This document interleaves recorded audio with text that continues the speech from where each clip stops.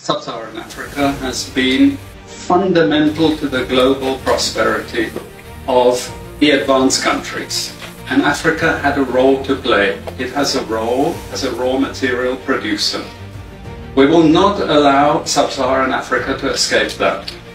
Okay, we do everything to keep Sub-Saharan Africa where it is, also impoverished. It's absolutely vital for the prosperity of everyone else. So let's get clear about that.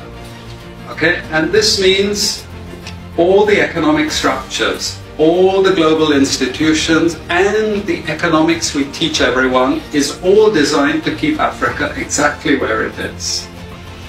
And whether it is Europe or US or now China, it's always the same.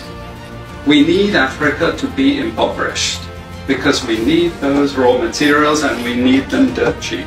Okay, so that's the message. It doesn't mean to say that there's nothing Africans can do. Of course there is. This is what it's about. Because if Africa does do something different, I assure you living standards of all those in Europe and North America and Asia is going to fall. Okay? And that is a big price to pay. I assure you that the West is not going to allow that without a big fight. Okay, so the job of many Western academics is to convince Africans they have to keep doing what they're doing. Okay? And to show them it's your fault that you're poor. It's not our fault. It's your fault that you're poor. You know, so this is what we do in academic institutions. We know the basic forces that have caused this underdevelopment. We know it's colonization. We cannot afford to allow Africa to industrialize and start producing manufactures. Okay, so we will do everything to stop that. And I'm going to show you how we actually block that. We had East Asian rapid industrialization processes.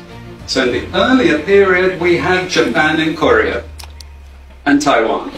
Okay, rapid growth, sucking in raw materials from Africa, driving up the prices. And after those countries finished industrialization, then Sub-Saharan African growth rate again fell. Sub-Saharan Africa is condemned to this role, just the supplier of raw materials, not a manufacturer.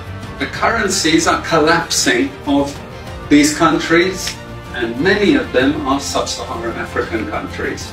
After colonization ended, we needed new structures to keep these countries where they were.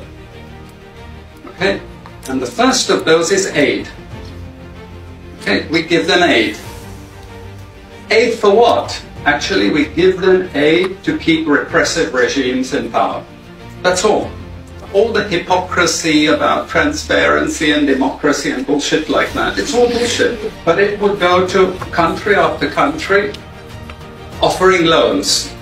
And if the president did not accept the loan, they were killed. It's just economics. It's economic warfare. The rich declare war on the poor. It happens everywhere. It happens in a country. The rich control the government. Of course they do. You really believe you have democracy? Come on. You know, I mean, grow up. Who has all the subsidies and income support? US, Europe. The largest budgets in the world for supporting their farmers are Europe and US. You see, we're keeping them dependent. We're keeping them on a string. This next round of the WTO is designed to block that. To block anyone else getting on top of the ladder.